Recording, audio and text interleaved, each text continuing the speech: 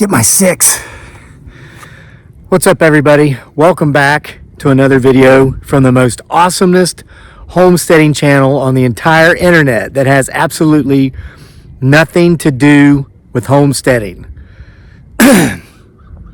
Look at these beautiful American plum trees. They're in full blossom. Oh my goodness, they line our driveway. So I've got something I want to talk to you about today. I can't believe I have to keep saying this to some of y'all, but it's going to be a reminder. I know a lot of people come to the channel, you know, new people every week, every month, every year. I haven't really talked about this for a few years, but I'm reminded of it because of a conversation my wife and I had with one of our best friends just a few days ago. So what I'm going to do is I'm going to reverse the camera. I know I've made a few night videos out here in the orchard and in my man-made forest in the last couple of weeks, and a lot of folks have asked for day videos because you want to see how things look during the day. So I'm going to do that. So I'm going to reverse the camera, show you the trees, talk about the trees, but also talk to you about something very important. Can't believe I have to tell you this again, but maybe it'll be the first time some of you heard it. Listen, there's somebody watching this video right now who's got a situation in their life that is making them absolutely miserable to the point of it's taking your appetite away from you, maybe weight loss, or maybe you're eating too much comfort eating because of this situation that makes you miserable and you're putting on weight. You may have become clinically depressed at this point because of something that you were situationally depressed about, but you allowed to persist. And so now you feel like you're past the point of no return, but you're not. Let me show you these trees. I'm going to tell you what I'm talking about. Hopefully this helps somebody that's listening. All right, let's start off here with the pond. These will come back. We get beautiful flowers here at the pond, but those don't come till about summer. What a beautiful view. Excuse the crows. They're very loud. They're quite loud this morning. But here's the view of the orchard from up here. We're going to walk you through it. This is interesting. I've got a question for any of you arborists out there. This limb broke off this cherry tree last year, this is a peach tree last year because there were so many peaches on it. So I left it there so the peaches would mature and ripen, which they did, but this limb is still alive and it might produce peaches again this year. But my question is this: I wonder if I could cut that off right there, and since it is so big, just stick it in the ground and if it would root and grow. So if anybody knows the answer to that question, please tell me. So let's go down through here. These are the pears. They were in full blossom last week. We got a pear down there that's in full blossom, more plum. We had to cut these apple trees back, a couple of them, because the deer got them too bad. But in this fruit orchard, we've got peaches, plums, pears, nectarines, apricots. I think that's it. And then up actually in front of the pond, we have blueberry bushes, and we have blueberry bushes on the side of the hill there in the front yard. Again, my family and I planted all these trees. The first peach trees, we had 3, the big ones up there. Our first year here, went through some financial hard times, had to wait a couple more years before planting all these. This is a plum starting to bud. Look, you can see there's a plum from last year. So we finally have 40-some fruit trees in this orchard. There's a bunch of plums from last year. Okay, we also planted the privacy hedge all the way around to give us privacy from the road, both visual and noise-wise.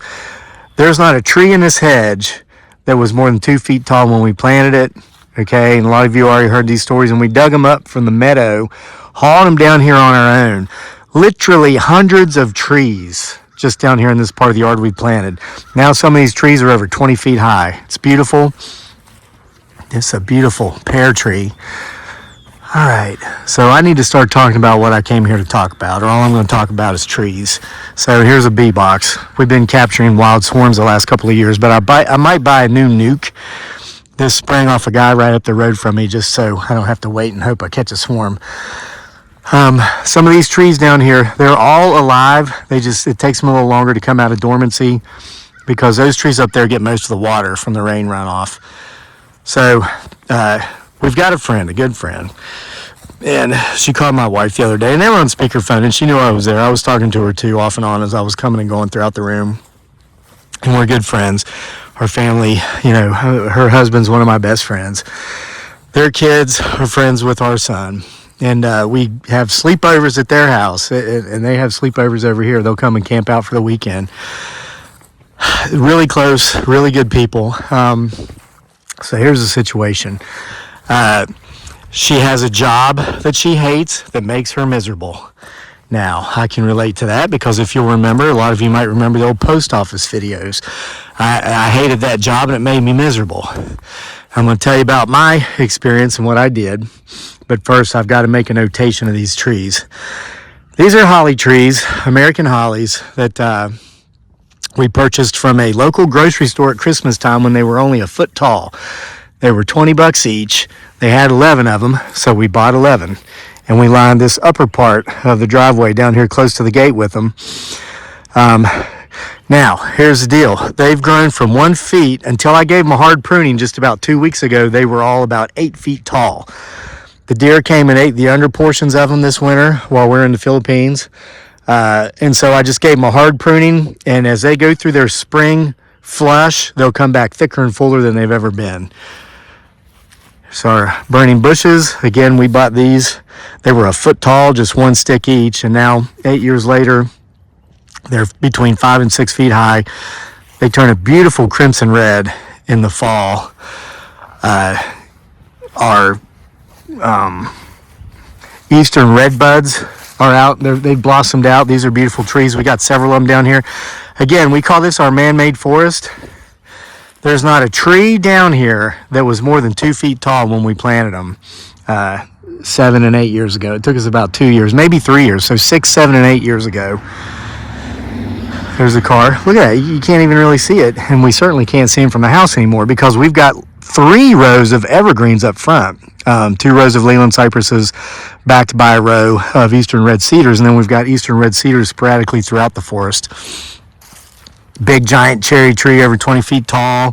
The maples are coming in. They're doing great. My goodness, 12, 15 feet tall. We put some autumn olives, which is a bush, privets, nice, thick, full, healthy bush. Okay, now listen, here's what I'm going to do. It's time to start thinning this out some.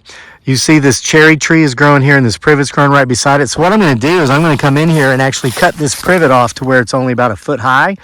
And then I'm going to dig the rootstock up and plant it somewhere else. See, when you thin out your forest, you don't necessarily have to go through and just kill trees and bushes to thin it out. You can transfer them, and that's what I'm going to do.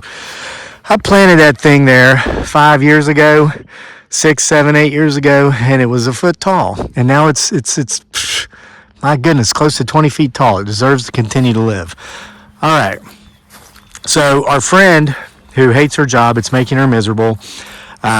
She's lost some weight, and she went to her doctor because she started having some health problems. And the doctor pretty much determined that she was depressed, and he put her on medication for it. And she's shocked by that because she's never been depressed in her life. So she was asking us for advice. What do you think I should do? What should I do? Some more eastern redbud. Oh, down here's a lot of them. Look at these down here. So and we still have some tree guards up on some trees that I didn't take it off this fall. This is a yellow tulip poplar. Thought the deer might rub that one up. Once upon a time, every tree in here that we planted had these tree guards on them, but we've taken them off so the trees don't get girdled and die as they grow. Eventually, they'll all be off. Here's some thinner maples down here. We did this intentionally, planted the maples right up against the evergreens because these maple trees, this is why you got to watch these guards. The tree will grow into them. So I need to come down here and at least clip that out. I might take that one off actually and then just maybe put it back up this fall before the bucks go into rut. But they get this beautiful autumn blaze and it just goes such a contrast against the emerald green in the backdrop. It's absolutely beautiful in the fall. So our friend asked, what should I do? What do you think I should do? Then I said to her, okay, you just said that you've never been depressed in your life, right? And she's in her 40s. She goes, yeah, I can't believe it. I said, okay. I said, so do you kind of feel that it's this job situation that kind of has taken you to this point? And she says, well, yeah, of course. And I said, shouldn't that tell you something? I'm of the opinion that any job that requires you to be medicated for you to be able to go to that job and perform your duties at that job is a job that you probably shouldn't have. That's just my view. And she already knew this. She knew the answer. And she was just kind of looking for some support from some friends. Sometimes we know the answer to our own problems or our own questions, but we feel like we need to have it confirmed by people that we trust and whose opinions we value. So I think that's what the call was really about. You can see the deer got this privet. For those of you who don't know a lot about deer, the bucks will actually mark their territory by coming through and just breaking. A lot of people think they just rub and rub. That's one way. They rub, they scrape, they urinate, but they'll also break off limbs like this. So isn't that great? A car just went by, but we couldn't see it. So, wow. I'm going to reverse the camera again so I can talk to you some more, and I'll show you the backdrop as I go up through the next row of trees we planted. All right, now we're on the other side of that man-made forest. Isn't it beautiful? There's that row of Virginia burning bushes going that way. So I'm going to point out here, this looks like weeds, but it's not. I actually planted over 400,000 wildflowers in here that are supposed to come up in July. They were supposed to come up last year, but they didn't. But sometimes it takes them the second year. And then you'll see we've got the eastern redbuds going all the way up this line. So basically this time of year, our property is surrounded by this beautiful periwinkle bloom. Got an crab apple tree up here I put in. So you'll remember, many of you, I used to work for the post office in Charlottesville, Virginia. And it was a very toxic environment. Most of the carriers were wonderful people, worked with a lot of people, but it had a very toxic leadership, especially the postmaster at the time. She was evil. She was just evil. That's all there was to it. There's no other word to use. Isn't this beautiful crabapple tree? So, and I remember once I worked 17 days straight without a day off, which is a violation of federal labor laws. You would just be threatened. It's like, if you take a day off, you're going to pay for it. And actually, I did pay for it by what she would do is she would cut your hours down so much to where you couldn't afford to pay your bills, which led to me eventually leaving. Plus the fact that we had just gone viral on YouTube and was back, successful in social media, which has been the job my wife and I have done for almost 15 years now. We had a couple of down years, had to take that job because I needed the money. I've always viewed myself as being willing to do anything that's required to keep a roof over my family's head and put food on my family's table without going out there and asking for handouts. That's just who I am. Some people consider that naive and ignorant. Some people will, go mooch off of others or let someone else take care of them. That's not who I am. So that's why I was in that position. But I hated the job. It made me miserable. I was overworked. A couple of years ago, I decided to make a distance running comeback. I was going to be the fastest man over 50 in Central Virginia. I was literally running 60 miles a week. I was biking. I was cycling between 80 and 120 miles a week. I would go 2 or 3 months off without even having one day off from exercise. I lost over 30 pounds. I got in the best shape I've been in since I was 28. And get this, when I was working at the post office 5 years before that, I weighed less then than I weighed when I was actually being, once again, a professional amateur athlete. So just being miserable and hating that job, it wreaked havoc on my health. So I had a guy I was talking to at the VA. He was a psychiatrist, right? Anytime I've felt I've needed some help, I go and get it. And there's no weakness in that, and there's no shame in that. Actually, it's a sign of strength. So I tell the guy, the psychiatrist, about the long hours, the toxic leadership. And he says, well, we got two choices. I can do two things here for you. I said, well, what's that? And he says, I can prescribe you a medication for depression, and you can take this medication, and you can keep your job. He says, things won't change there, but you'll be unaware of the fact that you're miserable because you'll be medicated. And I said, well, what's the other option? He says, quit the stupid job that you hate that's making you miserable. And it was like, and then he said to me what I just said to my friend, any job that requires you to be medicated for you to be able to go to that job and perform your tasks at that job is a job you probably shouldn't have. So And again, fortunately, we had just gone viral. And so I turned in my 2 weeks notice. I worked out my 2 weeks notice, even though that's the only regret I have. I wish I would have just never gone back. And here's why. It's one of those pride things about working out a 2 weeks notice. That was a toxic environment with abusive relationship, with abusive leadership. I should have just not gone back, but whatever. I since have come to the belief that if you got a job and you want to quit, just quit. Don't give it 2 weeks notice. Hey, if they're going to fire you, if they're going to let you go, are they going to give you a 2 weeks notice? They're not. They're going to fire you and let you go that day you come to work. So F them. You want to quit your job, quit. Don't give them 2 weeks notice. Just my opinion. So anyway, listen, I know you're out there. It's not just my friend. And I've been through it. I was through it at the post office. And it might not be a job. It might be a relationship. I remember my first marriage. My first wife was miserable being with me. She did not want to be with me. And I wasn't so happy being with her. And it's not so much that she was a bad person or I was a bad person. It just wasn't a fit. Should have never happened. We got married because we got pregnant and we thought it was the right thing to do. Wrong. So anyway, when we were getting divorced, when we were splitting up, I asked her once, I said, what's your parents think about this? And she said, well, her mother especially thought it was a bad idea because her parents had been divorced. And of course, I wouldn't find out until years later that when you marry a child of divorce, your chances are 50% higher of getting a divorce yourself, blah, blah, blah, all this stuff, whatever. My parents were not divorced, but they should have been. Because they're miserable, hate each other, fight like cats and dogs, always have. So divorce really is good. And I'm glad I got mine because now I'm with Dearly. For 15 years, I've never been happier. But her mother told her, she says, don't go through with it. Life is so hard as a single parent and blah, blah, blah. She goes, just take medication so that you won't realize you're miserable and stay married. And I said to, my first wife, I'm like, wow, that's kind of some odd advice, isn't it? And this was like 20 years ago.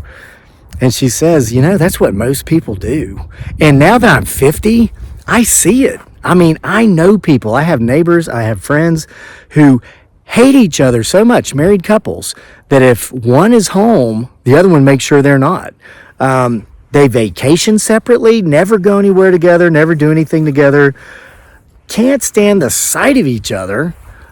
Some of them sleep in separate rooms, but they stay together because of the stigma of being, especially a couple of them. There's one couple I know, they're both on their second marriage. They just can't fathom that idea of getting another divorce. And what might people think? What might people think? Who cares what people think? If you're that miserable, whether it's a job situation, a relationship, you have got to get out of there. Or your other option is to, I guess, get medicated and not be so aware of the fact that you're absolutely miserable because, hey, the meds are effective. Life can be beautiful as long as you make sure you're in beautiful situations. Not all situations will be beautiful. Hey, there's times stuff come up for us, some difficulties, some challenges, and as perfect as our lives are, there are times when we're a little rankled. That is just life. But listen, these things should be temporary. They should be situational. You do what you can about that situation, and then you just let the rest go. But if it becomes permanent because you simply are unwilling to leave, here's some tough love for you. You pretty much are getting what you deserve because you're making the choice to stay in that situation. If you have that job you hate that makes you miserable and you won't leave, and you become a bitter, miserable curmudgeon, and trust me, I met a lot of those people when I worked at the post office, you kind of get what you deserve because you never left. If you're in a miserable marriage, miserable relationship, and you fight like cats and dogs, and you become so nasty, bitter, and miserable that your friends avoid you, your neighbors don't speak to you because you're just nothing but a festering pus of negativity, you kind of get what you deserve because you made the choice to stay in that situation. So listen, if you're in a miserable situation and you're to the point where they're like throwing meds at you, Get the hell out of that situation. How many more times am I going to have to say this? There's life on the other side, and I did it. I did it. I'm proof of it. It can be done. All right, I hope somebody out there got something out of this. See y'all for more next time from here at the most awesomest homesteading channel on the entire internet that has absolutely nothing whatsoever to do with homesteading. Homesteading off the grid.